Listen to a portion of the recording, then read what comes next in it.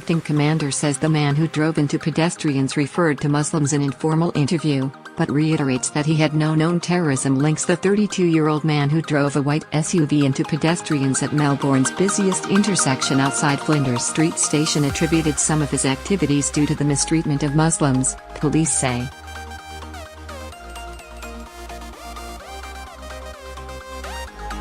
Speaking to ABC News, the acting commander of Victoria Police, Patton, said the man was still in police custody in hospital after being injured when he resisted arrest.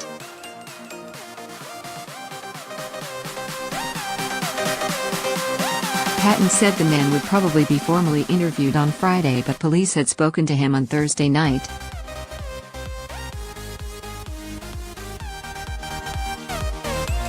During those discussions he made some utterances in respect to a number of matters, Patton said.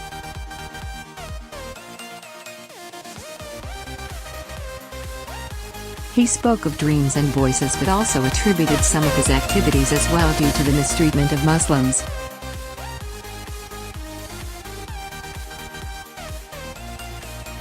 Now, obviously, we are continuing to explore this entire incident and trying to ascertain what the motivations are.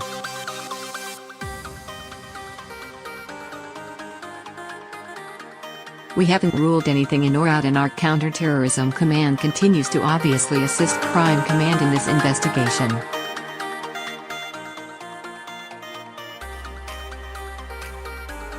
As I said yesterday, he is a person who is known to have a mental illness. In fact, he was on a mental health treatment plan and missed an appointment yesterday.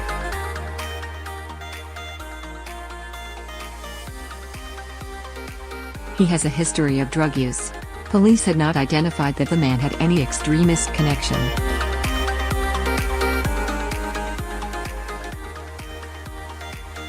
The man was known to police, Patton said, but was not on bail or subject to a corrections order at the time of the incident.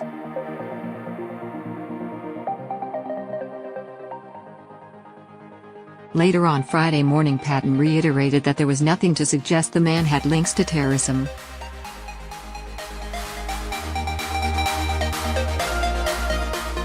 We have nothing to indicate this was a planned attack at this time, he told reporters.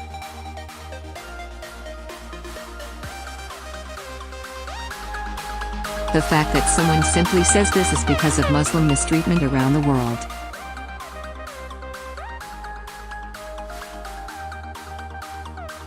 Given the whole mental health background of drug use, there is not sufficient evidence here to say this was a terrorist event.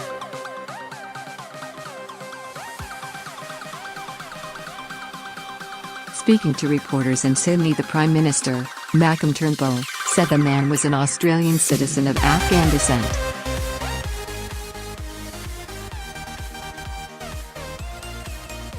He came to Australia as a refugee, he said.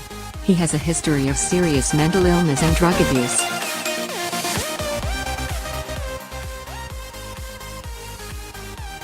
I emphasize, at this stage, because investigations are continuing.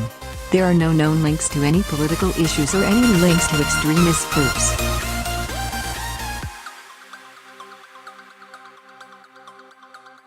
I want to stress, there is a mass of material that is being investigated and nothing should be ruled out.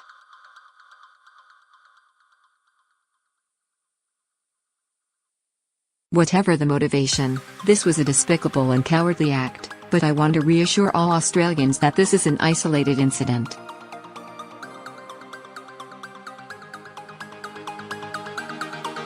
We should continue to go about our daily lives in the way we always do, and that means spending time together with family and friends in public spaces, on the streets of our cities, at sporting stadiums, in parks, going out, doing our Christmas shopping. That is a fundamental part of our lives.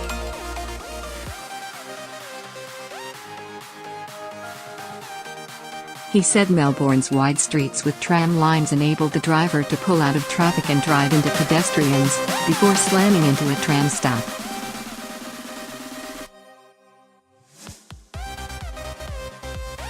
While concrete bollards had been placed around the city to prevent such incidents, Turnbull said you cannot protect every crowded place from every vehicle.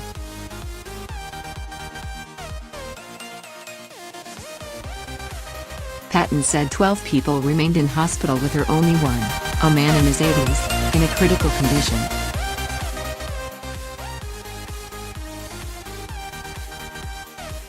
He said a 4-year-old boy who suffered head injuries in the crash was still in hospital and he believed his condition had improved somewhat.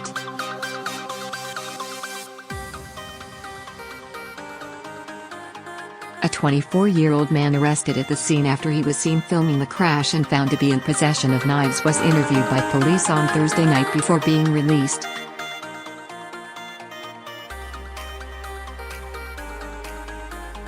He is expected to be charged on summons with drug and weapon possession offenses unrelated to the incident, and police do not believe he had any relationship to the driver.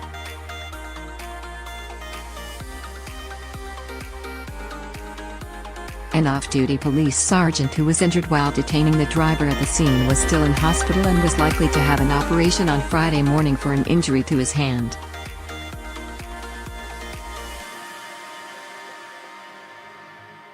"I'm told he is in good spirits and I hope to speak with him later today," Patton said.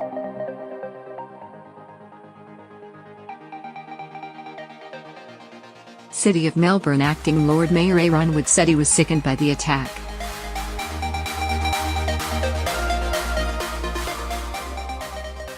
"I am so proud of the way Melbourne responded, the heroes on the street, our first responders, our emergency services and how we all took care of each other in whatever way we could," he said.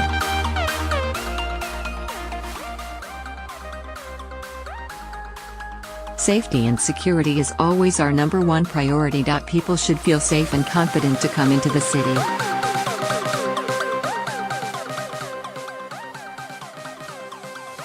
Our thoughts are with all those affected and we remain hopeful that all who have been injured will make a full recovery."